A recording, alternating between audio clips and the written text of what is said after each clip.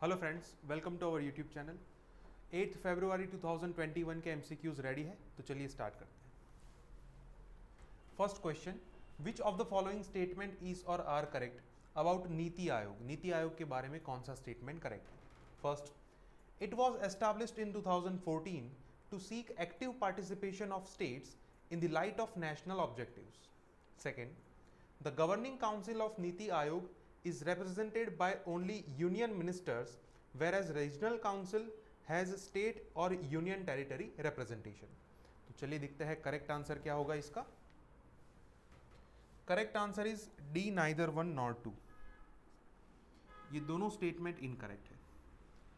पहला स्टेटमेंट जो है वो इनकरेक्ट क्यों है? Because of this year it was not established in 2014, it was established in 2015. अब हर बॉडी के अंदर तो आप याद नहीं रख सकते, लेकिन ये इस टाइप की जो मेजर बॉडी है तो उसके अंदर आपको ये याद होना चाहिए कि जब से बीजेपी गवर्नमेंट जो है वो पावर में आई तो उसके नेक्स्ट ईयर उन्होंने ये नीति आयोग जो है उसको रिप्लेस किया था from the planning commission. Objective जो दिया गया है वो करेक्ट है कि active participation of states in the light of national objective, मतलब नेशनल ऑब्जेक्टिव अचीव करने के लिए स्टेट का पार्टिसिपेशन जो है वो जरूरी है। और इसके लिए नीति आयोग ने कौन सी टर्म कॉइन की थी? Cooperative federalism. तो इस वजह से ये फर्स्ट स्टेटमेंट जो है वो इनकरेक्ट होगा। सेकंड जो है वो भी इनकरेक्ट है। अब नीति आयोग के अंदर दो अलग अलग टाइप की काउंसिल है। First is governing council and the other is regional council. अब दोनों के बीच में फर्क क्या है? गवर्निंग काउंसिल जो है उसके अंदर मेंबर्स होते हैं सभी स्टेट के chief minister and union territory के lieutenant governor. These are the members of governing council. अब यहां पे क्या लिखा है? Only union ministers are represented. यहां पे ऐसा लिखा है कि गवर्निंग काउंसिल के अंदर स्टेट का कोई रिप्रेजेंटेशन नहीं है, तो इसलिए ये गलत होगा। 50% स्टेटमेंट जो है वो सही है कि रीजनल काउंसिल के अंदर स्टेट और यूनियन टेरिटरी का रिप्रेजेंटेशन है, लेकिन गवर्निंग काउंसिल के अंदर भी उनको रिप्रेजेंट किया जाता है। So second is also incorrect. Answer is D, neither one nor two. तो अभी नीति आयोग जो है वो न्यूज में क्यों है? ये कल के न्यूज़पेपर के फ्रंट पेज पे था कि रिसेंटली नीति आयोग ने एक रिपोर्ट दिया है कि कई बार ऐसा हुआ कि सुप्रीम कोर्ट के द्वारा बहुत सारे ऐसे इंपॉर्टेंट इकोनॉमिकल प्रोजेक्ट थे तो उसको बैन किया गया in the wake of environmental concerns, कि ये प्रोजेक्ट जो है वो एनवायरमेंट के लिए ठीक नहीं है, इसलिए उनको कैंसिल किया गया। तो इसकी इकोनॉमी के ऊपर क्या इम्पैक्ट हुई, किस तरीके से हमारा ग्रोथ रेट जो है इस तरीके के जजमेंट से स्लो होता है, उसके बारे में नीति आयोग ने रिसेंटली ये रिपोर्ट दिया है। तो यहाँ पे ऑब्स्टेकल्स उन्होंने कौन से बताए हैं वो आप देख सकते हैं। जैसे गोवा के अंदर ये एयरपोर्ट का प्रोजेक्ट था, फिर उसके बाद एनजीटी ने ये जो कंस्ट्रक्शन एक्टिविटीज बैन की थी। तो इस टाइप के उदाहरण जो है वो नीति आयोग ने दिए हैं कि इस टाइप के जजमेंट जो है इकोनॉमिकल ग्रोथ को स्लो करते हैं, तो इसलिए ये फिर से आयोग जो है वो न्यूज में है। Second question, which of the following statement is or are correct about trans fatty acids? First, they are costlier than animal fats. Second, they increase the shelf life of foods and oils by increasing their oxidation potential. And third, that increases the risk of coronary heart diseases. तो चलिए देखते हैं correct answer क्या होगा। Correct answer is C, third only.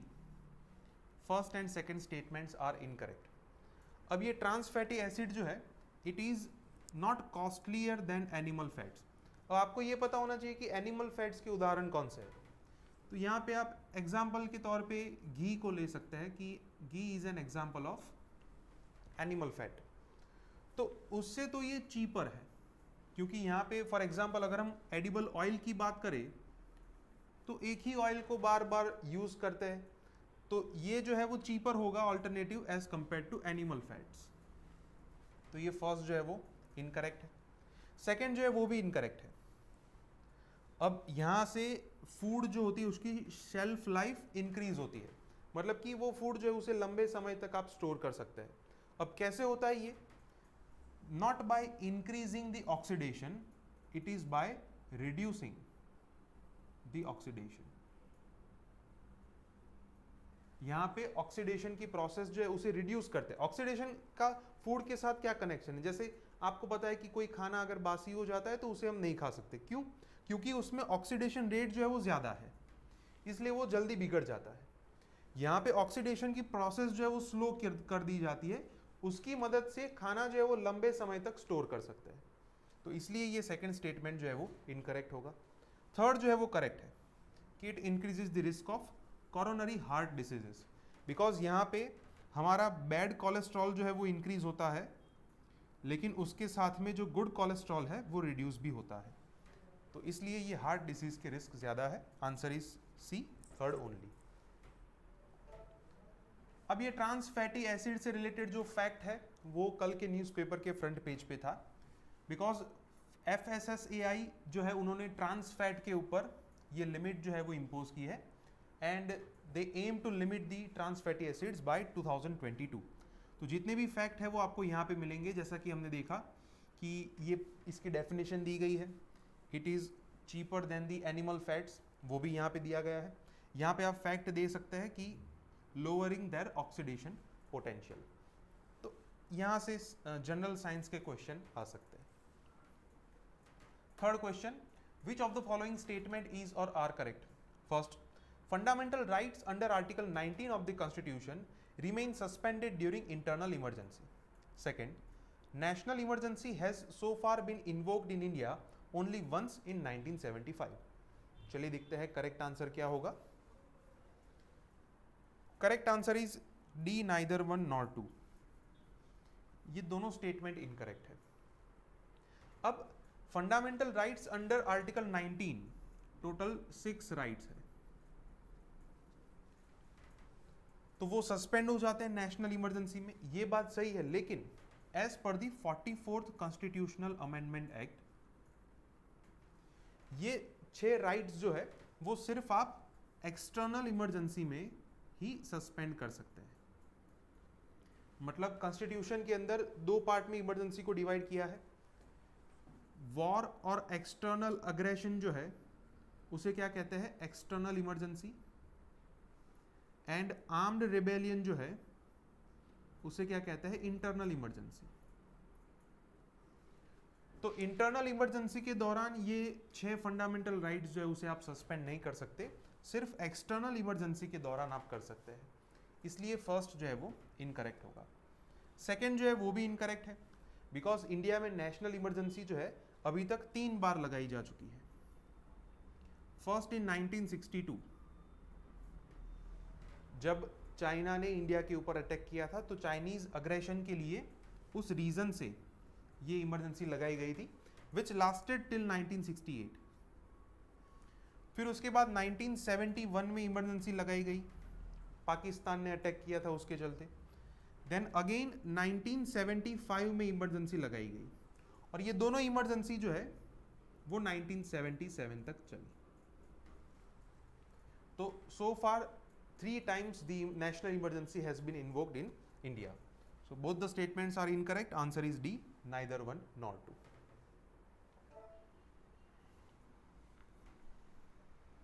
तो ये एक journalist है, कल के न्यूज़पेपर में ये आर्टिकल था कि जिन्होंने इमरजेंसी के टाइम की जो सिचुएशन थी, स्पेशली जर्नलिज्म की क्या सिचुएशन थी, तो उसके बारे में बताया कि इस टाइप की सिचुएशन जो है अभी हम अफोर्ड नहीं कर सकते, राइट? तो ये इमरजेंसी से रिलेटेड थोड़ी बहुत चीज़ यहाँ पे दी गई है। Fourth question, the KA-226T sometimes seen in news is option A, missile defence system being procured from Russia. Second, new variant of SARS-CoV-2। Third, vaccine dose being developed for children. And fourth, none of the above. तो चलिए देखते हैं correct answer क्या होगा इसका। Correct answer is D, none of the above. ये तीनों option जो है वो गलत है, बिकॉज KA-226T जो है इट इज अ आर्मीज हेलीकॉप्टर। तो रिसेंटली जो हिंदुस्तान एरोनॉटिक्स लिमिटेड है वो रशिया के साथ ये कॉन्ट्रैक्ट कर रहा है कि वो टेक्नोलॉजी ट्रांसफर के बेसिस पे ये हेलीकॉप्टर जो है उसे यूज करना चाहते हैं। मतलब कि it will be 33% indigenous content, कि रशिया के साथ रशिया के पास से हमें टेक्नोलॉजी मिलेगी और उसके अंदर इंडिजिनसली उसको मैन्युफैक्चर किया जाएगा। तो यहाँ पे आप वो पूरी टर्म्स ऑफ ट्रेड जो है वो देख सकते हैं, ये भी आपको कल के न्यूज़पेपर में मिलेगा। Fifth question, which of the following statement is or are correct about currency swap arrangements? First, it is an arrangement for two friendly nations to trade in their own local currencies. Second, it eliminates the risk of fluctuating exchange rates. And third, RBI has set up its framework for all the SAARC nations. तो चलिए देखते हैं correct answer क्या होगा। Correct answer is D 1, 2 and 3, ये तीनों statement correct है। अब करेंसी स्वैप अरेंजमेंट्स क्या होते हैं?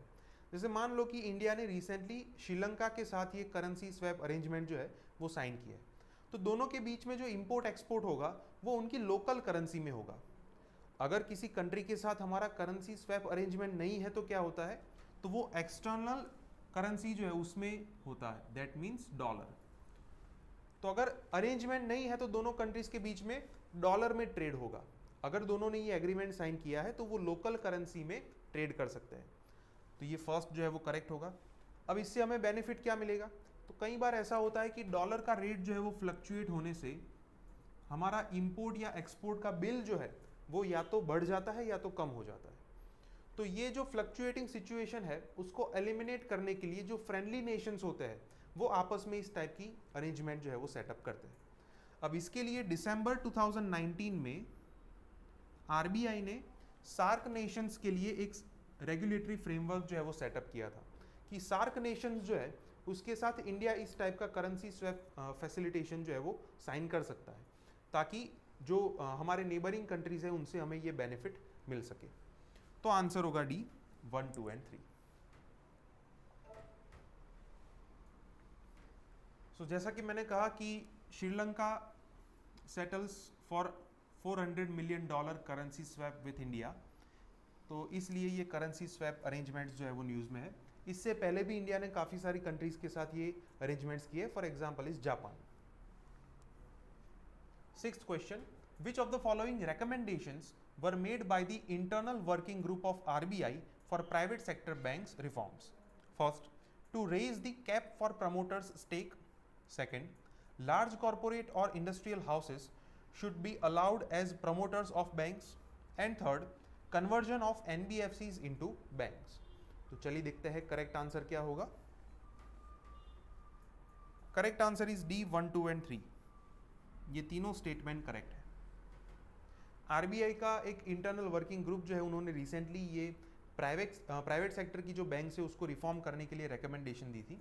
तो सबसे पहले तो वहाँ पे जो प्रमोटर्स का स्टेक है, as of now it is allowed up to 15%। So the committee has recommended कि इसको इंक्रीज किया जाए 26%। तो ये फर्स्ट जो है वो करेक्ट होगा। सेकंड जो है वो भी करेक्ट है कि अभी जो बड़ी बड़ी कंपनीज है, कॉरपोरेट बॉडीज है, वो भी बैंक्स के अंदर प्रमोटर बन सकते हैं विथ सर्टेन कंडीशंस। थर्ड जो है वो भी करेक्ट है, अगर किसी एनबीएफसी की साइज 50,000 करोड़ से ज्यादा है तो सर्टेन कंडीशन फुलफिल होने पे उनको कुछ सालों के अंदर बैंक में कन्वर्ट किया जा सकता है। तो ये तीनों रिकमेंडेशंस करेक्ट है। Answer is D 1, 2 and 3।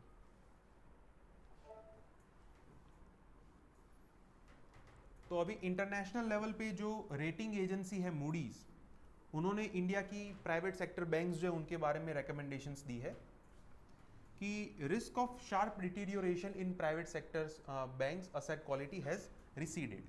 मतलब कि अभी एनपीए की जो क्राइसिस है पर्टिकुलरली प्राइवेट सेक्टर बैंक के लिए वो अभी कम होती जा रही है। Along with that the Moody's has also released the top 5 Indian private sector banks, जिसके अंदर सबसे पहले नंबर पे है एचडीएफसी बैंक, फिर उसके बाद है ICICI, axis bank, IndusInd bank and IDBI. IDBI जो है वो पर्टिकुलरली अभी क्यों न्यूज़ में है, because of governments strategic disinvestment policy. इस साल के बजट के अंदर गवर्नमेंट ने ये बैंक जो है उसको भी डिसइन्वेस्टमेंट पॉलिसी के अंदर ऐड किया है। 7th question, which of the following statement is or are correct? First, union budget 2021-22 has reduced custom duty on import of cotton from Bangladesh and Sri Lanka. Second, India's cotton production has reached at the extent where the country will become self-reliant in future. तो चलिए देखते हैं correct answer क्या होगा. Correct answer is D, neither one nor two. ये दोनों statement incorrect है, because इस बजट के अंदर for the very first time जो हम कॉटन को इंपोर्ट करते हैं तो उसके ऊपर कस्टम ड्यूटी इंक्रीज की है. Government has for the very first time levied the custom duty of 10% on import of cotton. तो पर्टिकुलरली हम कुछ टाइप के कॉटन जो है श्रीलंका एंड बांग्लादेश से इंपोर्ट करते हैं, तो वहाँ से ये जो इंपोर्टर्स है उनको बहुत बड़ी इफेक्ट होगी इसकी वजह से. और ये सेकंड जो है वो भी गलत है. अब ये दोनों के आंसर जो है वो आपको न्यूज़पेपर आर्टिकल में से मिलेंगे. तो ये कल के न्यूज़पेपर के अंदर आर्टिकल था इकोनॉमी के सेक्शन में, जहाँ पे ये मिल्स एसोसिएशन जो है उन्होंने कहा कि गवर्नमेंट जो है वो इस ड्यूटी को विड्रॉ कर ले. तो उसकी इम्पैक्ट क्या हो रही है, तो वो यहाँ पे दिया गया है कि एक्स्ट्रा लॉन्ग स्टेपल कॉटन जो है इंडिया अभी इंपोर्ट करता है, जिसके अंदर मेनली दो वेराइटीज़ है, पीमा एंड गीज़ा कॉटन. तो इंडिया का अभी डोमेस्टिक प्रोडक्शन जो है वो 5 लाख बेल्स का है, और इंडिया की डिमांड कितनी है, डिमांड इज 15 लाख बेल्स. तो इस वजह से इंडिया जो है वो हैविली डिपेंडेंट है इंपोर्ट के लिए. तो यहाँ पे हम देख सकते हैं कि ये सेकंड स्टेटमेंट जो है वो गलत होगा, बिकॉज अभी उतना प्रोडक्शन हमारे पास है नहीं कि हम सेल्फ रिलायंट बन सके. तो इसलिए आंसर होगा D, neither one nor two. 8th question, which of the following statement is or are correct about bad bank? First, it is a financial entity set up to buy non-performing assets from banks. Second, it can restructure the bad loans but cannot resell it. तो चलिए देखते हैं correct answer क्या होगा. Correct answer is a, one only. Second is incorrect. ये bad bank जो है वो रिसेंटली यूनियन बजट के अंदर प्रपोज किया गया था कि इसको गवर्नमेंट जो है वो सेटअप करेगी. अब इसका मेन उद्देश्य क्या होगा कि बैंक्स के पास जो नॉन परफॉर्मिंग एसेट है, ऐसी लोन है जो वापस नहीं आ रही है, ऐसी नॉन परफॉर्मिंग एसेट को ये बैड बैंक जो है वो परचेज कर लेंगे. परचेज करने के बाद वो क्या करेंगे, तो या तो वो अपनी मर्जी के मुताबिक उसको रिस्ट्रक्चर कर सकते हैं, किस तरीके से उसको रिकवर करना है उसका प्लान बना सकते हैं, या तो फिर अगर कोई कंपनी चाहती है कि हमारी फाइनेंशियल पोजीशन इतनी स्ट्रांग है कि हम ये बैड लोन जो है वो परचेस करने के लिए रेडी है, तो वो उनको रीसेल भी कर सकते हैं. और यहाँ पे क्या लिखा है, but can not resale it, इसलिए ये सेकंड स्टेटमेंट जो है वो इनकरेक्ट होगा. Answer is a, one only. तो अभी ये कल के न्यूज़पेपर के अंदर काफ़ी अच्छा आर्टिकल था कि क्या बैड बैंक एस्टैब्लिश करने से हमारी जो ग्रोइंग एनपीए क्राइसिस जो है वो स्लो हो जाएगी. तो यहाँ पे रिसेंटली ये जो बैड बैंक का प्रपोजल है तो उसके बारे में सारी चीज़ें दी गई है कि बैड बैंक है क्या, उसका मेन ऑब्जेक्टिव क्या है, वो इस एसेट को किस तरीके से यूज़ करेंगे. तो जितनी भी चीज़ें आपको पता होनी चाहिए ये सारे क्वेश्चन यहाँ पे दिए गए. काफ़ी अच्छा आर्टिकल है. संडे के न्यूज़पेपर के अंदर ये वाला जो पेज है इसके अंदर जितने भी आर्टिकल आते हैं ऑलमोस्ट सारे आर्टिकल इंपॉर्टेंट होते हैं. अब जो दो क्वेश्चन है वो आज के न्यूज़पेपर से है.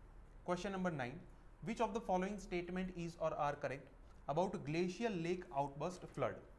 First, it occurs when the dam containing a glacial lake fails. And second, it can occur naturally as well as anthropogenically. तो चलिए देखते हैं करेक्ट आंसर क्या होगा. Correct answer is C, both 1 and 2. ये दोनों स्टेटमेंट करेक्ट है. Glacial lake outburst flood, अभी कल आपने देखा होगा कि उत्तराखंड के अंदर ये घटना जो है वो घटी. तो ये कब होता है कि किसी डैम के अंदर अगर आप किसी ग्लेशियल लेक को स्टोर करके रखते हैं. जैसे अगर मान लो कि ये कोई ग्लेशियर है और यहाँ पे ग्लेशियल लेक जो है वो फॉर्म होता है और यहाँ पे आपने कोई डैम बनाया है. So the dam is storing the water of the glacial lake. तो अब अगर मान लो कि यहाँ पे आप डैम बना रहे हो और वहाँ पे आप हाइड्रो इलेक्ट्रिक प्रोजेक्ट जो है वो भी एस्टैब्लिश कर रहे हो, so you need to drill this land.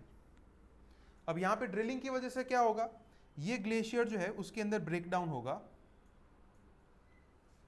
और उस ब्रेकडाउन की वजह से the dam will fail to hold this water और इसकी वजह से इस टाइप का फ्लड जो है वो आता है। सो इट कैन अकर एंथ्रोपोजेनिकली, जैसे कि मैंने बताया, और ये नेचुरली भी हो सकता है कि अगर मान लो कि नेचुरली ये ग्लेशियर जो है वो आउटबर्स्ट हो जाए तो ये नेचुरली भी हो सकता है। सो दोनों स्टेटमेंट करेक्ट है, answer is C, both 1 and 2।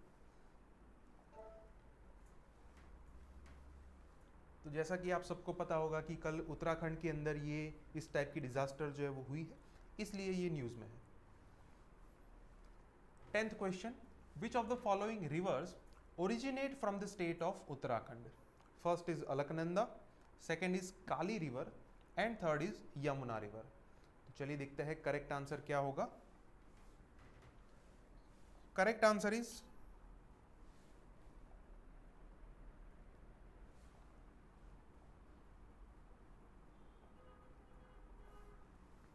1, 2 and 3 D. ये तीनों रिवर जो है वो उत्तराखंड स्टेट में से ओरिजिन होती है। अलकनंदा रिवर जो है एंड देन भगीरथी रिवर, तो ये दोनों जहाँ पे मर्ज होती है वहाँ से कौन सी रिवर बनती है? गंगा रिवर। काली रिवर जो है वो भी काफ़ी न्यूज़ में है because of India's territorial dispute with Nepal, कि नेपाल ऐसा कह रहा है कि काली रिवर जो है उसका ओरिजिन कुछ और है और वो हिस्सा जो है वो हमारे स्टेट के अंदर है, तो ये भी उत्तराखंड में से ओरिजिन होती है। यमुना रिवर जो है वो यमुनोत्री ग्लेशियर से ओरिजिन होती है और यमुना रिवर जो है वो भी काफ़ी न्यूज़ में है because of the level of pollution there. So अभी ये घटना जो है वो उत्तराखंड के अंदर हुई है, तो वहाँ की जियोग्राफी जो है वो काफ़ी इंपॉर्टेंट है। कौन से बड़े ग्लेशियर है, कौन सी मेजर रिवर्स है, ये सब चीज़ें आपको पता होनी चाहिए। ओके फ्रेंड्स, तो आज के 10 MCQs यहाँ पे कंप्लीट होते हैं। अगर आपको कोई डाउट है तो आप कमेंट सेक्शन में लिख सकते हैं। हमारे वीडियोज़ आपको पसंद आए तो वीडियोज़ को लाइक कीजिए और चैनल को सब्सक्राइब कीजिए। Thank you.